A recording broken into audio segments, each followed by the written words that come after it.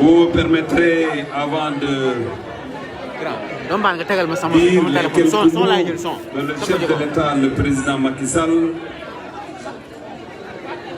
le responsable de la grande coalition, la majorité présidentielle, responsable de la coalition Benno Bokk Yakaar, je voudrais dire quelques mots à l'endroit de mes amis et à mes frères d'ici.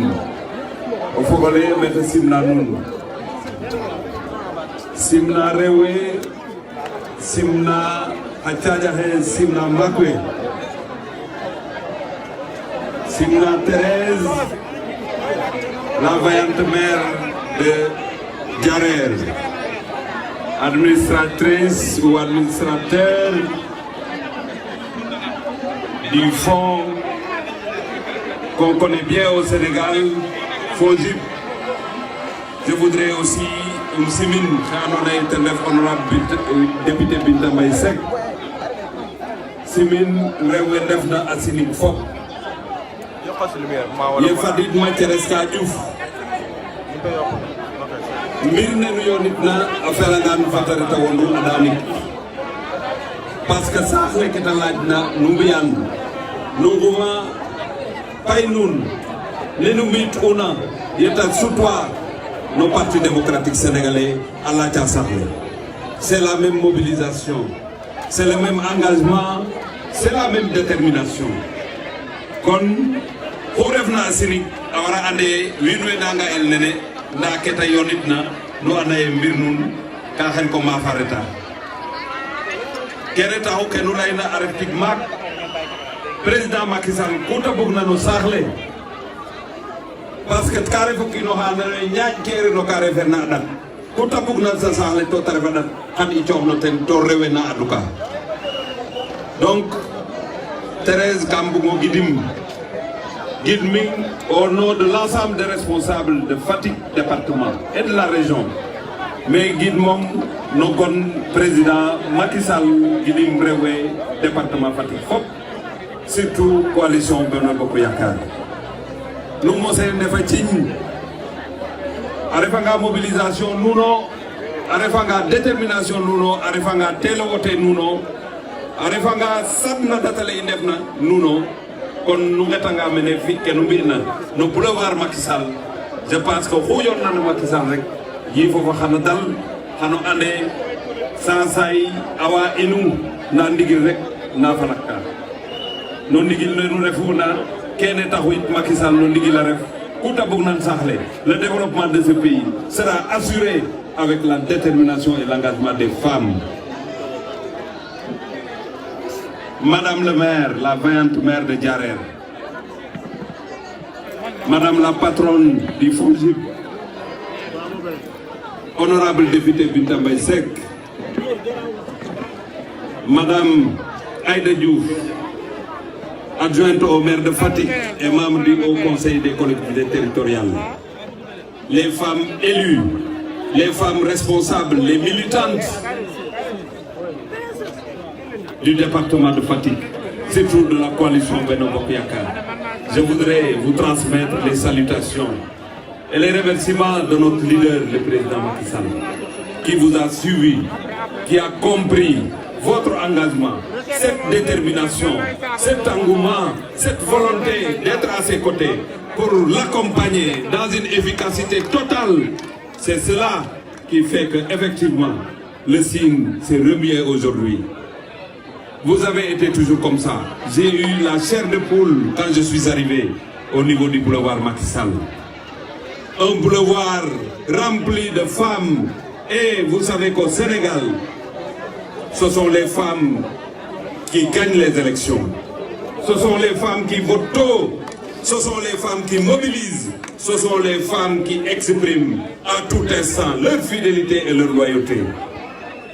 Si vous vous êtes mobilisés comme ça, tous ceux qui ont accompagné le président Macky Sall depuis qu'il a quitté le Parti démocratique sénégalais, se rappellera de ce jour quand le président Macky Sall est revenu dans le Sine. Ce sont les femmes qui l'ont ceinturé, ce sont les femmes qui l'ont accompagné. Et aujourd'hui, vous avez fait revenir cette détermination. Alors, si c'était un lutteur qui allait au combat, il peut aller tranquillement. Parce que quand les femmes sont là, la victoire est assurée. Le président Macky Sall continuera à assumer sa position de leader. Il continuera à réfléchir comme pour faire, en tout cas de ce Sénégal, un pays développé. Et cette assurance, ce sont les femmes qui l'ont donnée. On peut se lever un bon jour, comme on le dit. On peut manipuler. On peut utiliser le mensonge comme arme. On peut dénaturer, on peut être nihiliste. Mais c'est la vérité qui finit par triompher. Aujourd'hui, dans le Sine, vous avez montré qu'il n'y a que la vérité qui va triompher. Je serai toujours à vos côtés. Parce que vous êtes nos mamans, vous êtes nos femmes, vous êtes nos sœurs. Et vous avez toujours montré que si vous êtes devant, c'est la victoire qui est assurée, comme je l'ai indiqué tout à l'heure. Le Sine a encore donné ce signal qui rassure, ce signal qui donne de la sérénité. Et cette mobilisation sera permanente jusqu'après les élections locales. Et nous continuerons à nous donner la main pour assurer les autres victoires qui seront devant nous. Avec le président Macky Sall, on ne connaît que la victoire. Et pourquoi on y arrive, c'est parce que les femmes sont déterminées. C'est pourquoi je voudrais vous encourager pour cette unité. Il ne faut pas qu'on nous divertisse. Soyez unis et attendez les instructions du chef de l'État, le président Macky Sall. Tout ce qu'il dira, on le fera à la lettre, sans réfléchir, parce qu'il a été avec nous d'une loyauté extraordinaire et d'un amour profond. Ce que je dis aux femmes est valable pour l'ensemble des responsables politiques et de la jeunesse. On ne peut être efficace que si on est unis aux côtés du chef de l'État et le président Macky Sall. Un militant doit être discipliné et attendre les directives qui viendront des responsables de la coalition. C'est pourquoi, jour et nuit, je serai là pour vous accompagner. Parce que toutes vos actions, c'est des actions porteuses d'espoir et de réussite. Madame la directrice, toute initiative, il faut que quelqu'un s'élève le premier. Et vous avez été la première pour cette grande mobilisation. Vous avez été rejoint par les honorables députés, les élus et l'ensemble des responsables femmes et les maires. Tout le monde est venu pour vous accompagner et le résultat est là. Ça fera tache d'huile dans toute la région et dans le Sénégal. Donc, ceux qui veulent brûler ce pays, ceux qui pensent qu'ils peuvent utiliser autre chose dans une démocratie que la carte d'électeur, se trompent lourdement.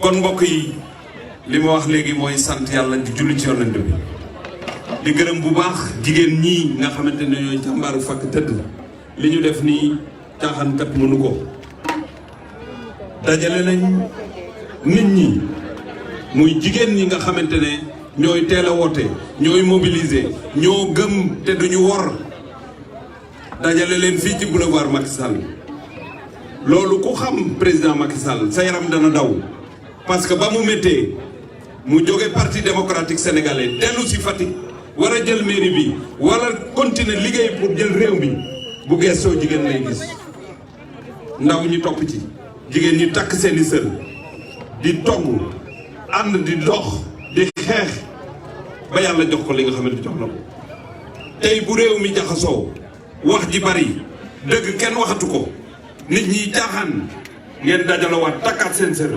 loolu bu dee mbër muy dem ca làmb ja wala bu dee mbër mu nekk ci waar wi wala mu nekk béykat bu nekk ci waar bi xam na ne ndam rek lay am moo tax ñu ngi leen di sant ci loolu li ngeen def góor ñi ngeen ko defal jigéen ñi ngeen ko defal ñëpp ngeen ko defal ma leen di dénk nag ñun ñi fi nekk yëpp muy responsable jox nañ leen loxo fu ngeen jublu ñu jàppale leen fu ngeen jublu ñu nekk ci ak seen wet parce que xam nañ ne lépp lu ngeen def rek déggal Macky Sall moo tax ngeen koy def na ngeen joxante loxo te bu leen kenn tas nekk leen benn su ngeen continuer ni ngeen nekkee benn ñëpp dinañ nekk benn parce que bu ñu nekkee benn président Macky Sall lu mu bëgg ci réew mi da koy am boo àndee kilifa da nga koy déglu bu signalé gauche nga signalé gauche kilifa boo koy déglu bu fekkee ne dafa ne fii lii laa bëgg dañ ko war a defal tey nag wone ngeen ne yéen wutu leen dara mag président Macky Sall am ndam rek ngeen di wut moo tax maa ngi leen di sant di leen gërëm di wax ne dégg nañu xam nañu ne